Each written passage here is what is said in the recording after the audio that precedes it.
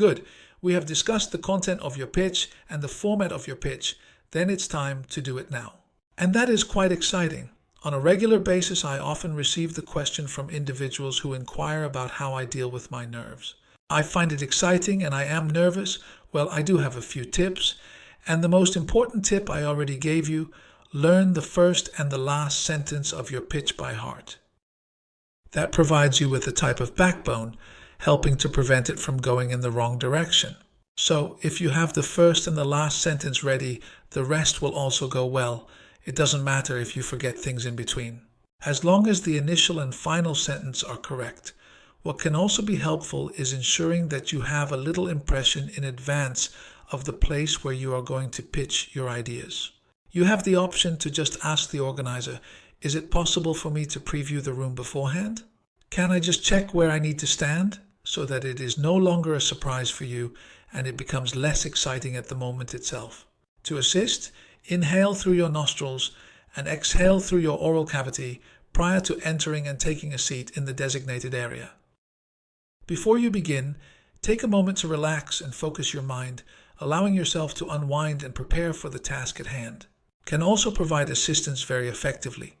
And there is another unique aspect that you could also take into consideration if you are not physically present in the room, but ready to come forward and contribute. And that is the so-called power pose. There is a very informative TED Talk that explains what that is and what it is used for. And then you have to Google Amy Cuddy TED Talk. And then you find a video in which Amy Cuddy, explains exactly what that power pose is and what it does. And the funny thing is, she actually makes the connection to the animal kingdom, where you can also see what a dominant animal does to make an impression, get attention, or what a submissive, obedient animal does to show that he is submissive. Well, those are completely different attitudes that you also observe in individuals and that certainly have an impact. So non-formal also have a significant influence. And it's not the intention that you stand on the stage in that way, but what helps is that you adopt that attitude, that power pose, before you go on stage. And that kind of triggers a particular substance in your brain that is advantageous for recounting your story at a later point in time. So the tip is, stand in the power pose 2 minutes in advance. That means with your hands on your hips and your legs slightly apart. And this powerful position that will assist in enhancing the strength of your narrative in the future.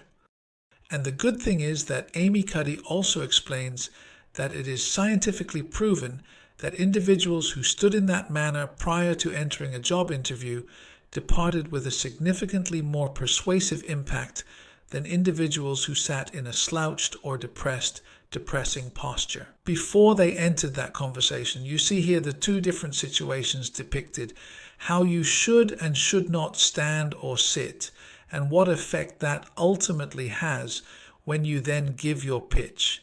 So, scientifically proven, assume the power pose and then proceed to go on stage in order to share your story. That works. And ultimately, as a final tip in the end, take a moment to be present. Take a step towards the audience. Wait for a moment, look everyone in the eye, and then begin your pitch. So do not begin immediately, so that individuals become quiet because they hear something. No, make eye contact with people. Wait until they are quiet, wait for a second, and then start telling your story. Well, with these tips, I hope that you will be able to confidently step onto the stage and successfully conquer your nerves, leaving a powerful and lasting impression on the audience.